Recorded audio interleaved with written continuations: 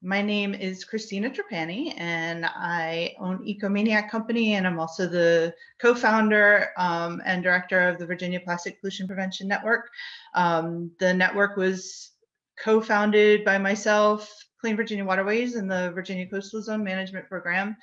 And we created this network to help organizations around the state of Virginia to be able to communicate, collaborate, and coordinate different aspects of plastic pollution and preventing it and educating about it and things like that. So we have these monthly meetings. We have a website, I think it's VA Plastic Pollution Prevention Network.org.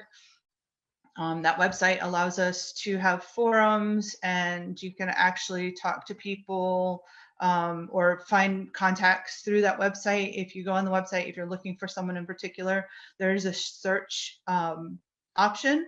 So you can search by location or organization, by name, anything that might show up in their profile, and then you're able to reach out to that person. I don't know if any of you got a chance to look at the last newsletter I sent out. So up until last month, when I would send out the invite to this meeting, I would include all the updates in the invite, which meant only members could see it because we're only inviting members of the network to these meetings. So this last month, I thought it would be nice, because we do have a lot of great information between all of us, to make the newsletter more public friendly.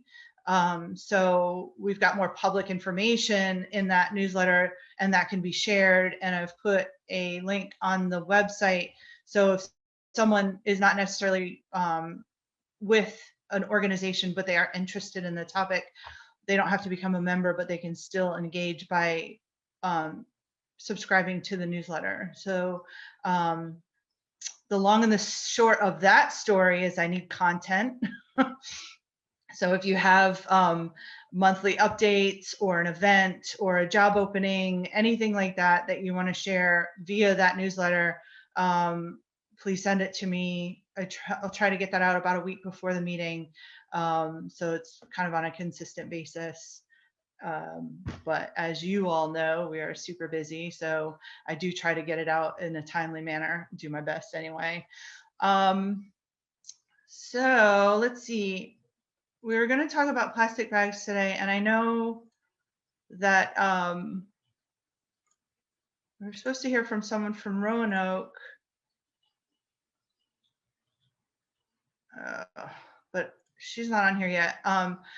Dean, I would love to hear from you. I know Jen is not going to be able to make it today. She emailed me earlier, but Dean, could you kind of give us a quick rundown of what happened in Arlington with the plastic bag fee?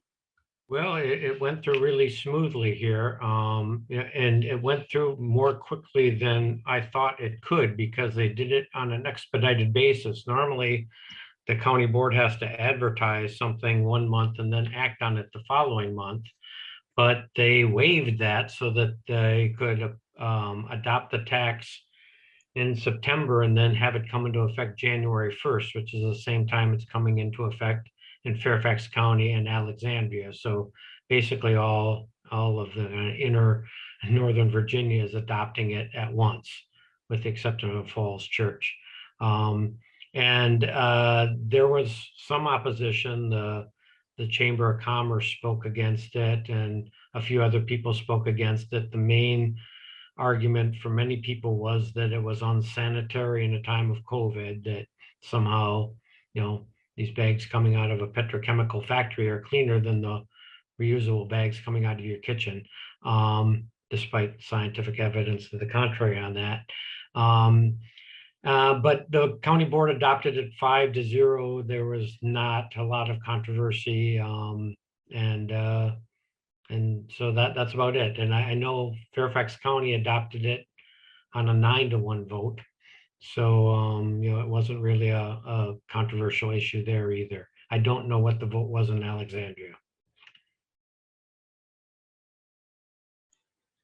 That's fantastic. So it sounds like there's a lot of hope for all the rest of us, for 3 areas to all support it. Do you know if there was any like kind of communication between the cities on this? Were they talking to each other about it? Yes, it was all coordinated through one of these, Northern Virginia regional, there are, I don't know which of the government, intergovernment agencies led it, but they coordinated so that the ordinances looked the same and they all took effect at the same time. That's fantastic. All right, thanks, Dean. I have a question. Is the wording for the ordinance available to send around to this group? I've got Roanoke's. I wondered to see what Northern Virginia's looks like. I do not have it, but I'm sure we can get that, and I can get that and send it around. It's a couple of the Arlington County board members complained that they were constrained by what the state let them do. They wanted to go further than just banning single-use bags at grocery stores, convenience stores, and drugstores, which I think are the three that the State Department of Taxation said that you could address. Some people wanted to go further. Some people wanted to deal with paper bags as well, have all single-use bags, but they felt constrained to do what the legislature had allowed them to do.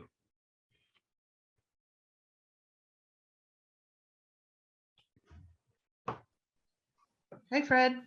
Hey, I was just going to say real quick is that before our city council got hijacked last May by by a right-wing majority, we were ready to go with this. So we really thought we were going to be first in the state. I know it sounds silly, but yeah, that was our goal, and so that didn't work out. But now that this has happened, we have been talking about this, and we think we want to give this a run here in Stanton. And if the legislation's already written and we could just take that and just, grab the same stuff and not have to recreate the wheel, we'll challenge our council, and, even if it doesn't pass, it'll have them on record of what they're supporting, what they're not supporting, for the next election and that sort of thing. So we think there's great value in that as well.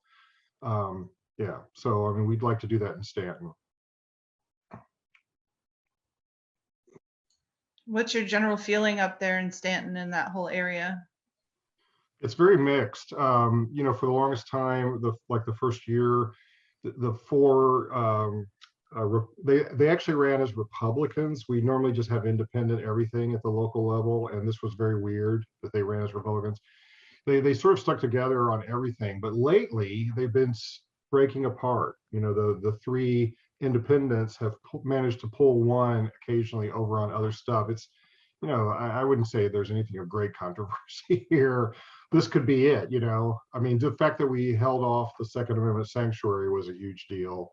That was last year, but other than that, it's been quiet. So I don't know. I think there's a 50-50 chance, to be honest with you. Okay. And it sounds like Fredericksburg is also on the list. From what I read, they did a first reading and it passed unanimously. And that was also when they would review all the comments, but they have to do a second reading, I think at the end of this month, and looking good for Fredericksburg. So there's a lot of momentum. So maybe Stanton and everybody else can kind of build on that, I hope.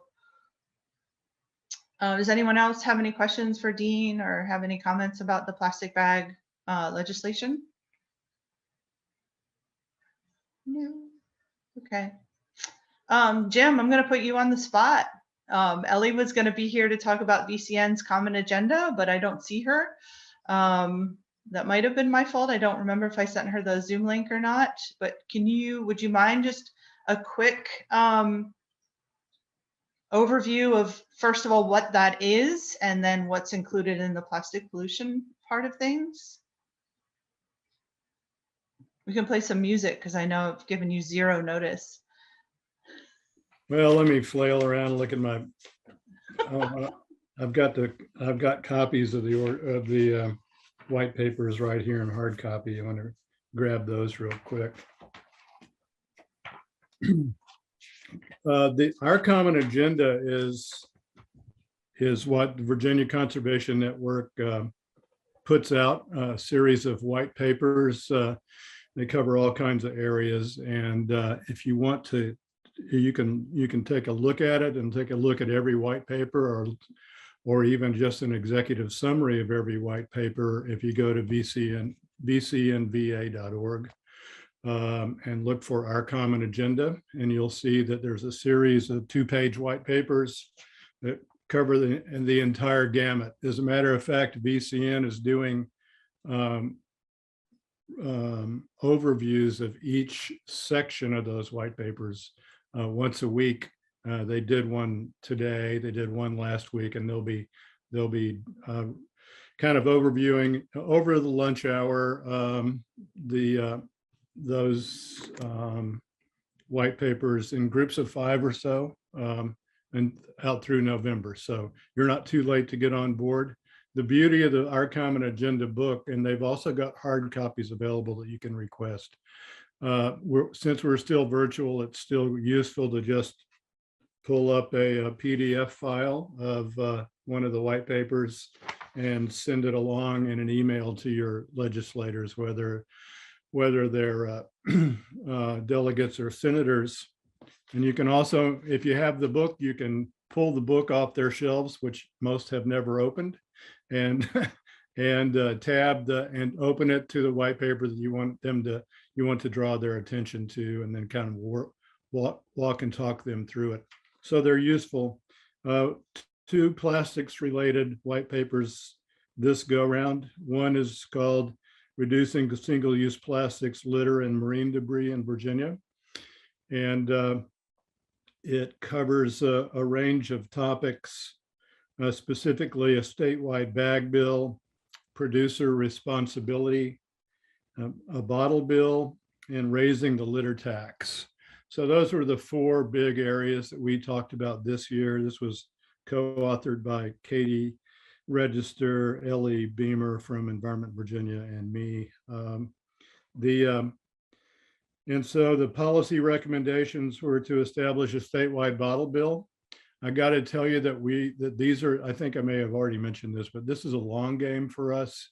We opted we thought this would be a good year to start talking about it. Probably realistically, we wouldn't be able to get the sponsorship or the opportunity to really build up grassroots support for it in one session. But we're planting a seed and playing the long game with the bottle bill. So there's the white paper describes in detail why a bottle bill makes good sense. And I encourage you to go out there and read that white paper. Additionally, we're suggesting that there's a possibility of expanding the bag fee to a statewide bag fee. We could, and you know, when we got this legislation passed 2 years ago, it was essentially, hey, let's do this, and no, let's try to fight one industry at a time. We didn't think we could win against both the petrochemical industry and the tree farmers in Virginia. So we opted to go for just a plastic bag fee. We totally understand that there's a carbon footprint associated with paper bags as well, but we decided to just focus our energy on the plastic bag fee. The notion here is that if this is another long game, if after these local ordinances are enacted, and we have some reasonable data to present to the state legislature, that we can possibly get it expanded to a state bag fee if we have some good results. So that's the second ask. The third ask is producer responsibility. And as you know, Maine passed a producer responsibility bill this year. And it's actually, instead of being, my favorite term is, we're tired of being the sweeper at the back of the rodeo parade. Why don't we start addressing the issue up front of the parade and pass responsibility onto the producers who should be encouraged to not only participate in the recycling of the plastics that they produce, but also to think of other ways to do packaging, as well as causing them to be responsible for the recycling and the cleanup of the stuff that they do produce. The third one, the fourth one is the litter tax. As you know, we passed a bill was passed last year to increase the litter tax, which had not been addressed for 40 years. And it was increased. We're suggesting that it should be increased again, and that it should be, and that the use of those funds should be expanded to include local nonprofits who essentially do all the cleanups anyway. So the ability to have those funds accessible to nonprofits to help offset the cost of organizing and conducting cleanup statewide is a good idea. So those are the 4 asks in the single-use plastics bill. A couple of them are long games, but hey, you know, you got to plant the seed and you got to start talking about it. And that was has always been a point of contention, because usually our VCN white papers talk about something we want right now. I mean, now, or last year, but we want to start working these issues over a kind of a long game approach as well. The other one that Ellie was probably going to talk about was the white paper on ensuring accountability in the chemical conversion industry. As you know, a bill was passed last year to authorize a advanced recycling facility in the state. It's a disproven technology globally so far. Nobody has a really functional, operational advanced recycling plant, but our legislators passed it. We are suggesting that there should be accountability and transparency and public reporting if and when this facility gets up and running. And I wouldn't bet any money that it will get up and running successfully, because none of the others in the country have. But should it get up and running, the state legislature should require detailed reporting of not only the processes they use, but the emissions.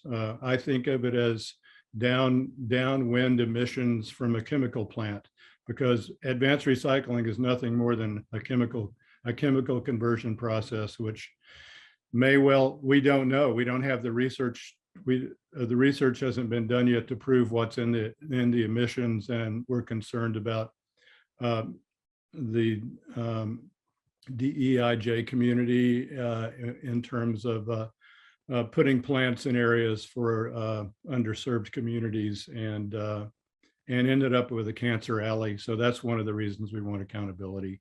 Secondly, we want to know exactly what is in those emissions and what the plumes of prevailing winds look like downwind from those facilities. Additionally, they're not going to go after plastic bottles and the kind of plastic trash that we pick up in our cleanup statewide.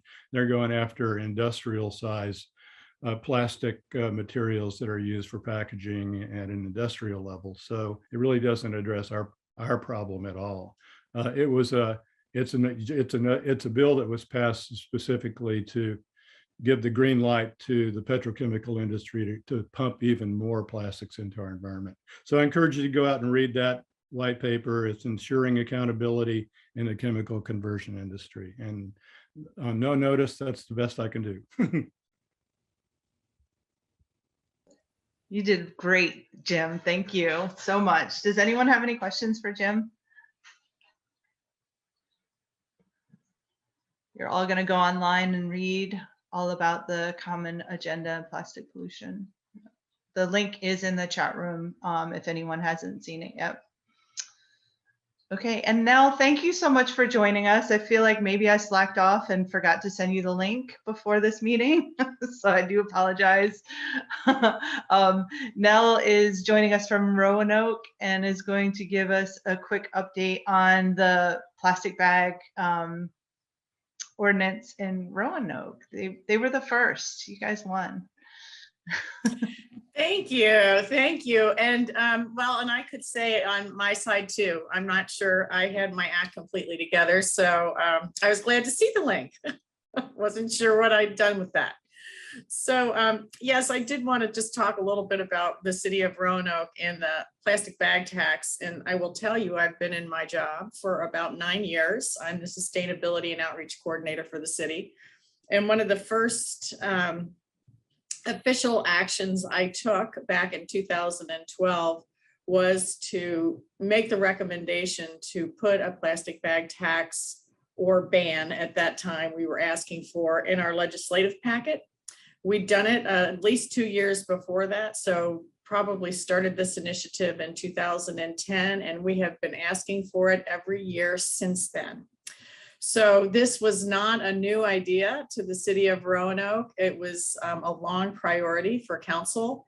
And we were thrilled when it finally was adopted and we could do something with that. So when last year rolled around and we started to look at what this might look like, for those of you that are aware, the state did enable the legislation. However, the guidelines weren't published, which gave everybody, I think, a little bit of heartburn to move forward with so many vague things and so many questions unanswered. But we felt after discussing it and reviewing it that we were willing to go ahead and put the ordinance together to the best of our ability, and knew that if something were to happen, you know, we could certainly address that down the line and adjust the ordinance accordingly. So last April, we started to move that process forward. It was adopted early, I think the first part of May, and we will implement the tax. So it was actually, I take that back. It was adopted July 1st, it became effective. And then we will implement the tax January 1st of 2022. So we're on a very tight agenda. September 1st, we got the guidelines, and there were some clarifications and some things in there that we'll probably now make some adjustments to our ordinance just so we align a little bit more closely with the state's policy. But we are getting ready to send out a letter to our vendors this week. We are contacting the larger grocery stores independently to talk to them about best practices. Are there things that we can do to make this a little bit easier? Are they things that they know, particularly like with our Kroger chain, that maybe they've done this someplace else, that they have some tips for us on how to move forward with this. And so they've been very agreeable. I would say the grocers have been extraordinarily helpful. They are concerned that people are going to maybe default to paper bags, which is not what they want to see, nor do we.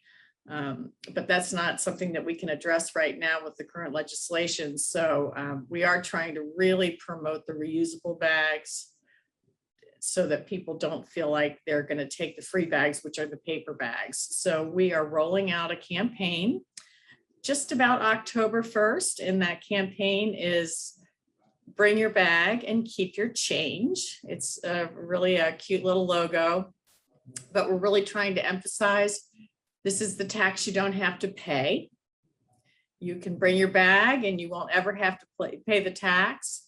So we're trying to take sort of a soft lead, but we're pretty excited to be able to bring this to Virginia. And I know that some of the other localities are starting to adopt it, but I think we'll be the first to roll it out in January.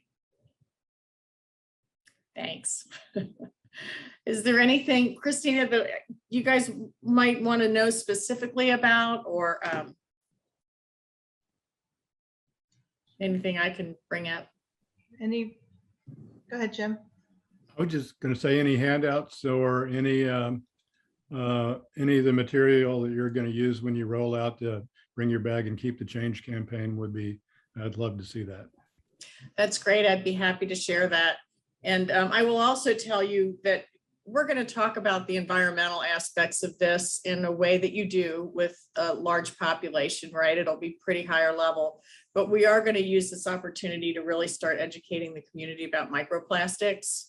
So it's sort of opening that door for us to sort of go down that path, and our stormwater team will be helping us discuss that and do some outreach on that as well, because I think that's not understood in our community, and we'd like for people to start to grasp that concept. So we're pretty excited about sort of opening that new door to a new environmental conversation.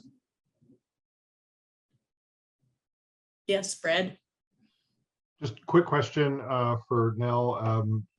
We've talked before about fee versus tax, and people have been anticipating that to be a problem. What's your experience with that in Roanoke? Did it matter? Did you use fee? Did you use tax? Both? We use tax. I mean, it is a tax, right? As a matter of fact, we're trying to decide who to send the letter from, and I think we're going to send it from the Commissioner of Revenue. It is a tax, so we're okay with that. We'll see how that goes in January.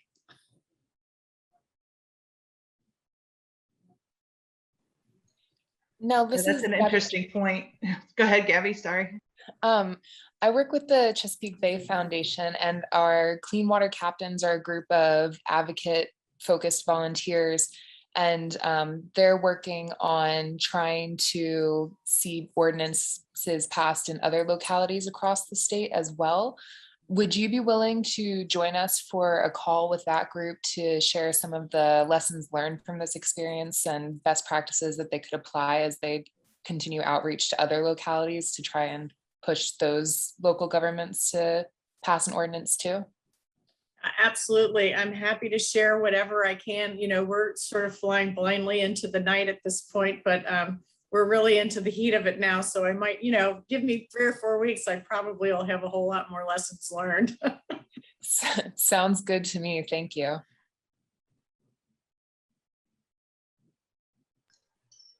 Anyone else have any questions for now? I do. Hi, awesome, Rick. So for the next upcoming legislation session, is there any talk about expanding this to all retailers?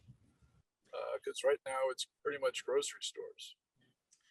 Yeah, I agree with you. And I don't know of a formal activity, although there's a group of local governments in Northern Virginia that have been talking and working together to sort of, you know, there's quite a few local governments that have been trying to sort of work together and share resources and have this conversation. From what I understand, when this piece of legislation started, it did say all retailers, and I'm not exactly sure why that got changed. I mean, what that thinking was, I don't really understand that. But if there isn't, there should be. It would make a lot more sense if it were all retailers. And, you know, why is it okay to get a bag at Lowe's, but it's not okay to get a bag at Kroger? I don't understand that. So, yeah, if you hear anything, let me know. But yes, I think it would be great if they'd switch it. Yeah, I think that was included in our ask. I think that was included in our ask. The thinking was that we get all these ordinances in place and kind of collect feedback from city governments and retailers and so forth, and collect a year's worth of data, and then go back to the General Assembly with some detail that's data based.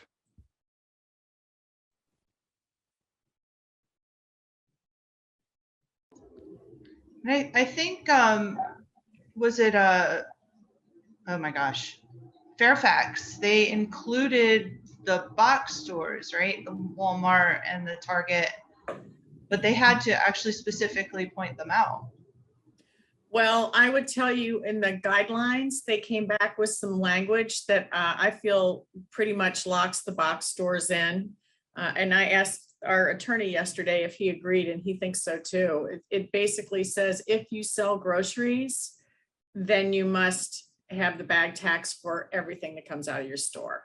So it sounded pretty specifically that locked in those, Sam's Clubs and Walmarts and Targets. So we're telling them that they're expected to pay the tax. All right. Does anyone else have any questions about plastic bags or the common agenda before we move on? And I'm so sorry, Carter, I forgot to mention. So Katie is on vacation this week, and Carter was kind enough to take over because the Zoom account is with Longwood University. So Carter, say hi to Carter. He is manning the station back there on behalf of Katie. Thank you so much, Carter. We appreciate your time today. Oh, thanks for having me today. I'm learning a lot. Yeah.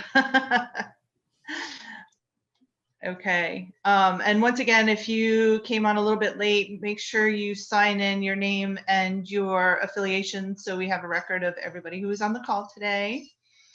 And without further ado, Caroline Wood from Oceana is going to be telling us about the Break Free from Plastic Pollution Act.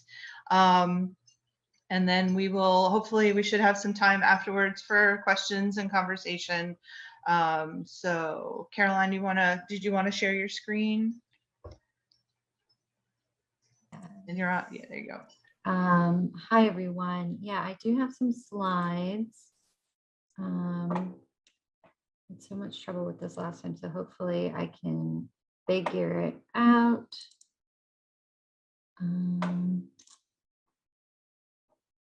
Cool.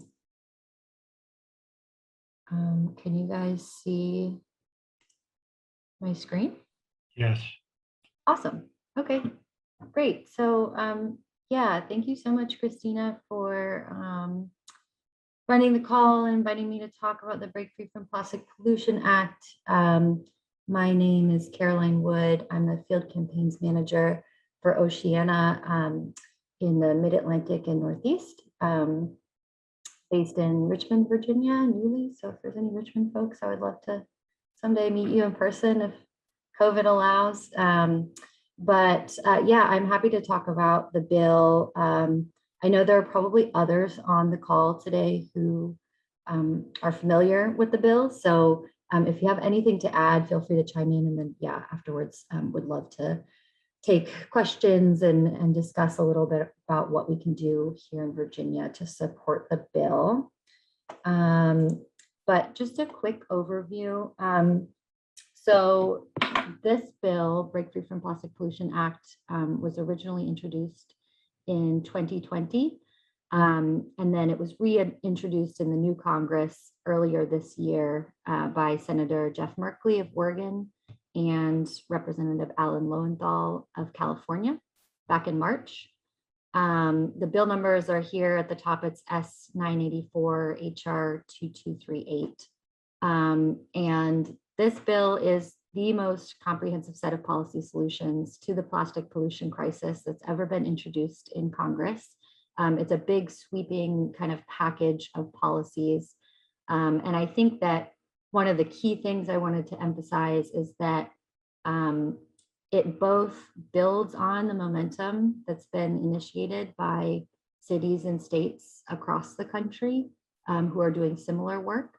And it's intended to offer a blueprint for new state and local bills. So for cities and states who are looking to pass policies to address plastic pollution, the Break Free from Plastic Pollution Act offers kind of a blueprint, examples of how to do that.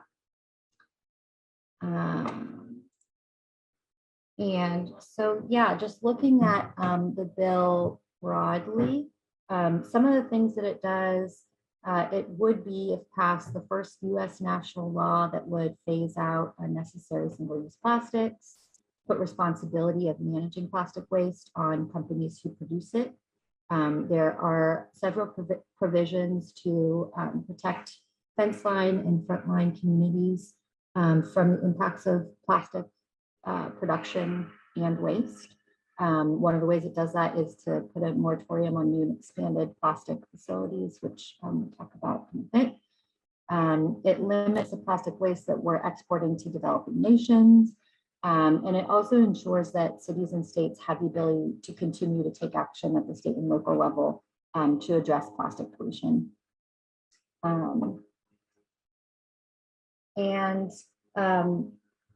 Why break free from plastic? I think that those of us on this call, we probably don't need the background on why we care about plastic pollution. But I think these pieces are really important to mention because these are all the different ways that we can advocate for the bill. So thinking about broad sweeping legislation like this, we're going to have to build coalitions that are diverse and broad and of magnitude that worthy of something this big. And to do that, we can talk about any number of reasons why we should care about plastic pollution. So there's the environmental justice angle, thinking about plastic production and the waste, how that disproportionately impacts low income and communities of color. There are all of the human health, wildlife, and ecosystem protections that I know we talk a lot about in the our common agenda book as well, but thinking about the various toxic chemicals in plastic, microplastics and microfibers and all of the impacts that that has. Climate change. So plastic is generating greenhouse gas emissions at every step of its life cycle. Again, I know you all know this, but this is a big one when we're thinking about who can we bring into this work to pass legislation and address the plastic crisis. Folks who are working on climate change, that's a huge connection. And then also really important, there's a jobs and economy angle. So studies have shown that zero waste systems create over 200 times as many jobs as incinerators and landfills. And there are all sorts of different economic impacts that plastic has on our communities and our state economies as well. That's worth talking about. So I think that generally the Break Free from Plastic Coalition, which is a pretty big national coalition of state, local, and national groups, has a lot of resources and talking points on all of these different angles. And I'm happy to follow up and share some of those resources as folks are thinking about how to advocate for these things. So like I said, there are a whole bunch of provisions in the Break Free from Plastic Pollution Act, and I wanted to just mention a couple of them. And I'm really glad that Jim was able to go over the white paper and some of the things in that, and we had all the folks on talking about the local policies, because like I mentioned before, much of what is in the Break Free from Plastic Pollution Act is building on what cities and states have already started doing. And then it also, folks can imagine, that points to the importance of cities and states continuing to do that work because it's building momentum for national policy like this.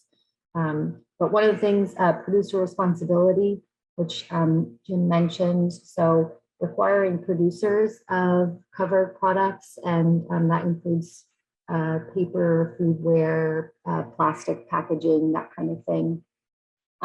So the producers of those things have to design, manage, and finance the programs to collect and process the product waste. So that's shifting the burden away from state and local governments, another great economic angle that we can use. And then the producers are investing in domestic recycling and composting infrastructure and paying for waste management and cleanup. And there's a several different models of producer responsibility programs. I think we mentioned Oregon and Maine have both passed laws with slightly different models. And we're going to see a lot more discussion, I think, as other states consider taking up similar bills locally. And then there's also a National Beverage Container Program, and I just noticed that typo, which is going to drive me nuts. But that's a bottle bill that, again, discussing here in Virginia and in a lot of other states. In the Break Free from Plastic Pollution Act, it implements a 10-cent national refund program. So for all beverage containers that would be refunded when customers return them, and then unclaimed refunds go to the beverage producers to reinvest in the national collection and recycling infrastructure. So that would be huge. And then it does include reducing and phasing out or outright banning all of these unnecessary single-use plastic items that we're seeing individual bans pass at the state and local level. So the national bill would ban disposable plastic bags, expanded polystyrene food and drinkware, plastic utensils, and plastic stirrers, as well as providing plastic straws only upon request, and implementing a 10-cent fee on non-plastic carryout bags. So those are kind of some of the big ones I wanted to highlight just because there's so much overlap with what we're doing here in Virginia. But the bill had, again, lots of other provisions, including requiring plastic beverage containers to include an increasing percentage of recycled content. There are provisions to standardize recycling and composting procedures. It would require a study and proposing measures to address derelict fishing gear. There's also a pilot reuse and refill program, as well as measures to reduce microfibers and microplastics, and something I think I mentioned at the beginning. So it would pause for at least 3 years all new and expanded plastic facilities, and require a study on the impacts, particularly of the communities who are close to these facilities. And that from a climate change angle is really, really huge, and something we would just absolutely love to see. And then again, it protects state and local governments that want to enact more stringent measures. So if there is a state or a city that wants to go further than what's implemented in the Breakthrough from Plastic Pollution Act, they have the authority to do that. This wouldn't preempt them from doing anything locally or interstate. And there's more. Again, I have some resources compiled that I used to help put this together, and I'm happy to share. And the bill itself is pretty meaty, but there's some good summaries of these different provisions. And then so looking at the outlook and timing of the bill, like I said, it was introduced in the last Congress last year in 2020, reintroduced this year. This year, it got a lot more support already just since March than it did in last year. So we're really excited to see that there is growing momentum and interest in the bill. Currently, there are 116 co-sponsors. 86 of those were original co-sponsors on the bill when it was introduced in the House. In Virginia, that includes Representatives Connolly, Scott, and Luria. And I'm confident that when we ask, and if we get enough people asking, we can get our full Democratic delegation on this. We'd love to see Republicans too, but I know that's a little bit of a heavy lift here in Virginia, but certainly something that I think there is public support for. So really encourage anyone, anytime we're meeting with our members of Congress, to mention the bill and talk about any number of those various talking points, the angles that we can use to advocate for the bill. And that also goes for our Senators Kane and Warner as well. So there's currently 12 co-sponsors in the Senate. So anything we can do to ask our senators to co-sponsor as well would be huge. So I did want to mention that, like I said, it's a huge kind of sweeping package of provisions. And so what we might see, and we're already starting to see, is individual pieces of the bill being introduced as standalone bills and or being attached to other packages. And so one example is the Plastic Pellet-Free Waters Act was introduced in the Senate by Senator Durbin, and then it passed the House as part of a larger package, which was great to see. And again, I just wanted to highlight that because there is a good chance that we'll see different pieces of these that may be easier to move on their own, be introduced by individual champions, and we want to definitely support those when we can as well. And thinking about such, again, this is the gold standard. This is a big bill. It's not going to happen overnight, but we are seeing that more and more countries around the world are taking sweeping action like this. So we've got examples of it in different countries. And like I said before, cities and states are leading the way, really kind of created the momentum that we needed to put the larger package at the federal level together. And the more that we can do at the state and local level, the better chances we have of passing something nationally. So all of the state and local work that we're doing is just critically important, and goes a long way in terms of getting something at the national level passed. And we have tons of interest from the public. I think more and more we're seeing people concerned about plastics, making the connection to climate change, human health, environmental justice, and calling for legislation, policies to address this. So I'm really excited to work together with all of you to help folks reach out to their members of Congress as well as state and local representatives and demand the policies that we need to address the plastic crisis.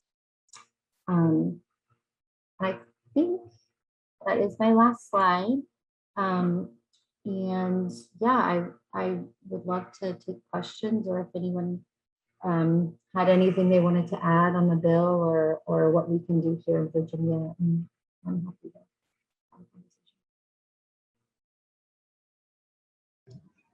Thank you, Caroline. Sure. Anyone have any questions, comments, concerns? Dean? Yeah, I'm surprised that Representative Byer is not a co-sponsor. He's usually really good on environmental issues. Has he just not been asked? Yeah, I think probably most of our Dems in Virginia probably just need to be asked. Byer especially, you're right, he's a huge environmental champ. And I can check, I actually meant to do this before the call, but to see if there's anyone who co-sponsored last year who hasn't yet co-sponsored, because that would be probably the easiest targets. Okay, thanks.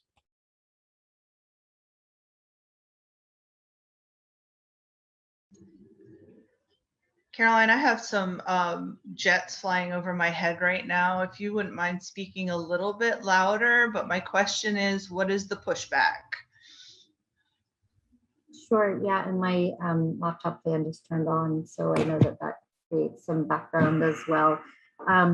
Yeah, I think that, I mean, there's a lot of pushback, but some of the biggest pushback we're seeing is from oil and gas companies in particular. So moving into the plastics realm, we've seen has been a big priority, especially as people are more and more concerned with climate change, and we are implementing more and more measures to shift away from fossil fuels into renewable energy. Plastics has been a huge new horizon for oil and gas companies.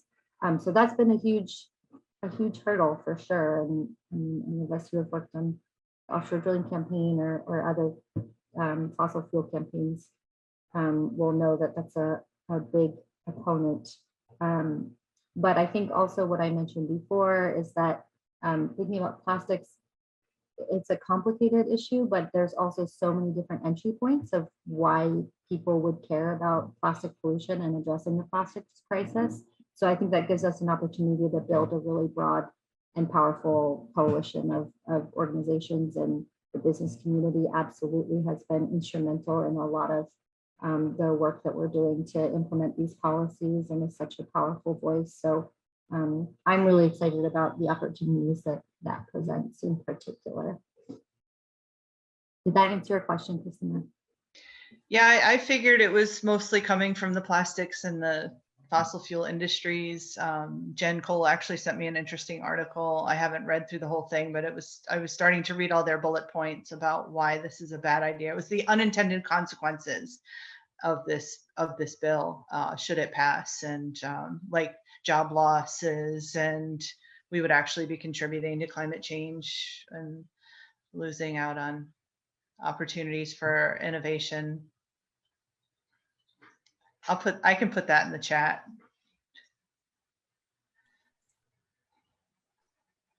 I just Googled the break free and, you know, and the first link that came up was from the plastics industry listing the thing you just gave. The actual proponents of the act was the second link. I believe she said it was a sponsored, was it sponsored when you Googled it? I'm trying to find the link here. It's a long one. Some pleasant reading for later. Does anyone else have any questions? I do have a question on that. There are so many unknowns about each one of those, you know, pieces of the act that it is hard to say that, yeah, you know, in general, the philosophical, yes, you agree with that, but the nuts and bolts, nobody's been able to figure out yet. Like on, you know, the national bottle bill, there are 10 different states and 10 different programs. So nobody has any recommendation as to what should be done for a bottle bill.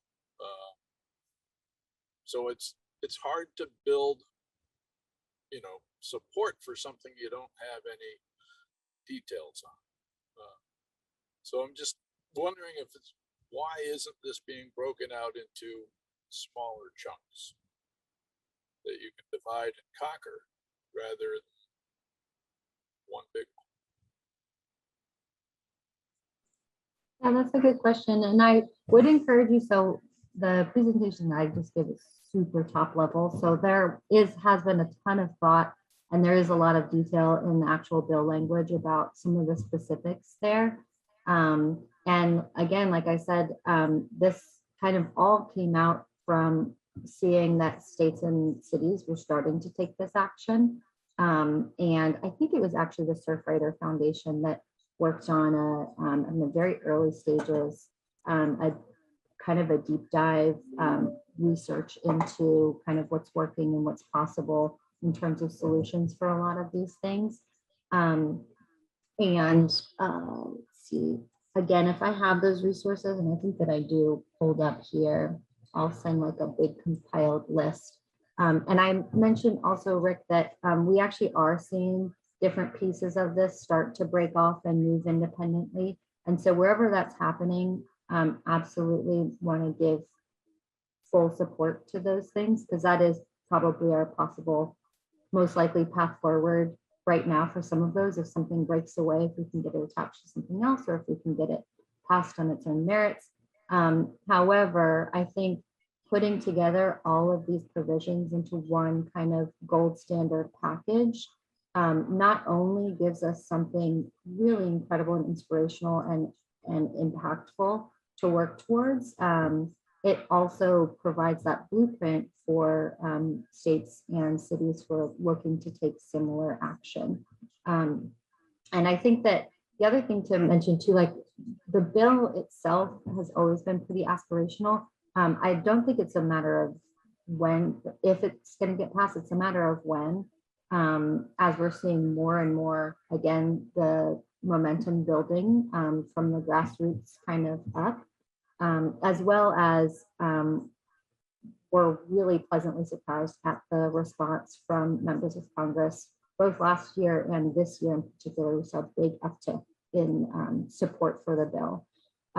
Simultaneously, should mention that there are, at the federal level, there are other calls for action on plastics, including as part of the budget reconciliation process, as well as the Breakthrough from Plastic Coalition put together some pretty specific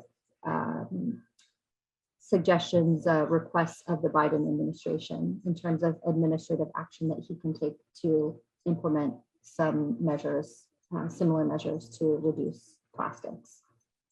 So it's a big issue. So it requires big comprehensive solutions. And I don't think it's going to be, one path forward. I think we're going to see a lot of different things happening, and we need that to happen as well.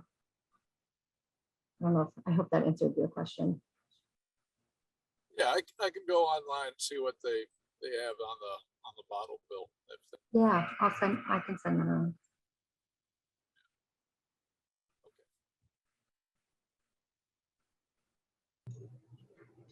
I'm just experiencing so much background noise here today. Sorry, guys. So it might be me. I don't know if you can hear it.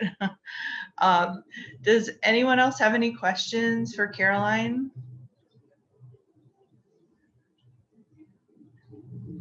Caroline, I really appreciate you coming on here today. Yeah, thanks for having me.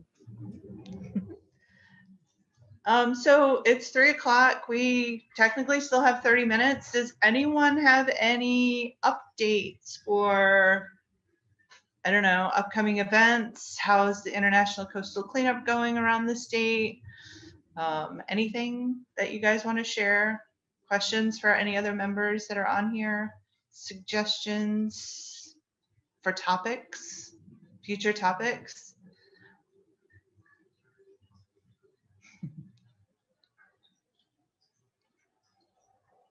Jim, you look like you have something to say. No, I was just going to say, when the time is right, we ought to, and Katie is on, we ought to come back around to abandoned and derelict vessels, because there's a lot of action in that area, but it's not fully cooked yet, still in the oven. Can you say what was the topic again? Abandoned and derelict vessels. Oh, yes. Yeah. Yeah, I know she's been working a lot on that issue for sure. Yeah, we've got there are a lot of moving parts there. I don't think it's quite ready for prime time yet, but I think there's some exciting news on the horizon in that area as well. Although it's not specifically in the sweet spot of plastics, except if if the vessel's molded plastic, but in the big scheme of things, it certainly touches on plastic in a lot of different ways. And pollution for sure. Right. Yeah. I think Katie's going to try to get someone from the EPA's trash-free waters program to come and tell us about that program and what they're up to. I don't know if any of you are on that mailing list, but they are doing a lot of work on the plastic pollution front as well. Well, if no one else has any questions. An update. Hi, Veronica. Hi, Christina. This is Veronica from Prince William Soil and Water Conservation District. Last weekend, which was 9/11, we had the big annual Occoquan River cleanup, during which we had 263 volunteers, and we had 79 volunteers on water and 187 volunteers on land. And the volunteers collected a total of 234 litter bags. So that's the update from Prince William County. Hi, everyone.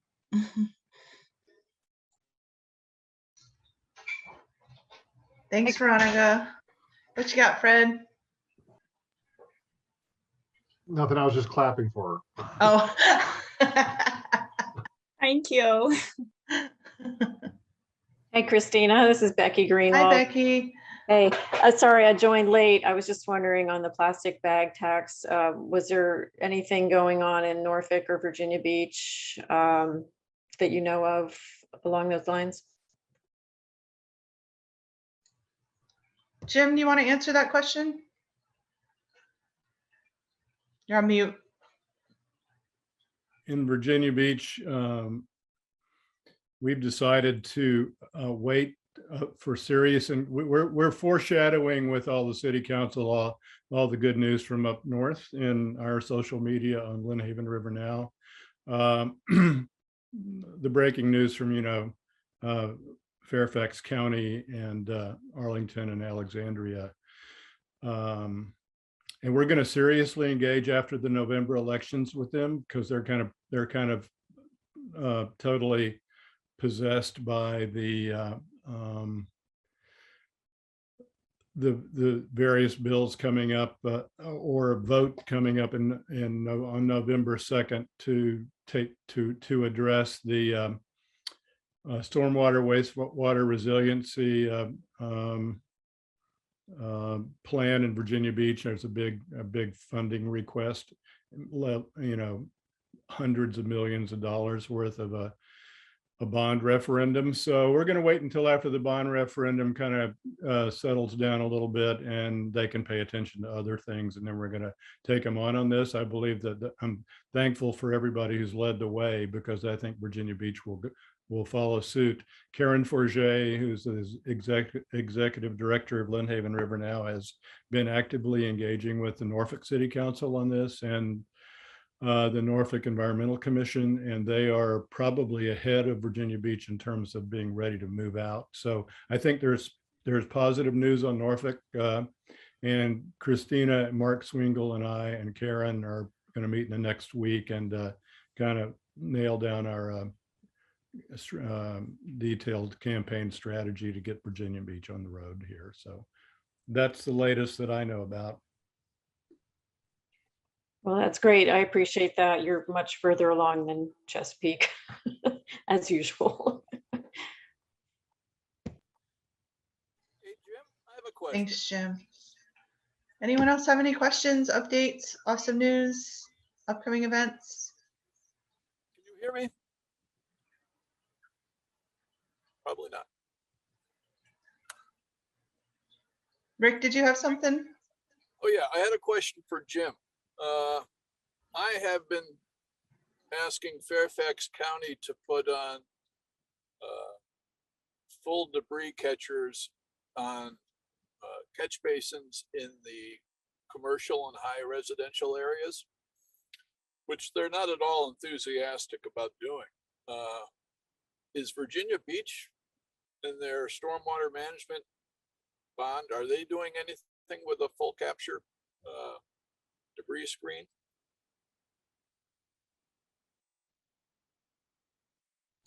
Jim, you're still on mute. I'll have to get back to you, Rick. They've got a whole, I'll send out a link to kind of a Virginia Beach city government overview of the various projects. I don't know if they're specific. I know that in there, some of their detailed engineering designs, there are debris catchers involved. So nothing that I can speak to off the top of my head coherently. So I'll find a good link and send it to Christine, and she can send it on to you. Okay, thank you. Because the more I can bug Fairfax County, the better.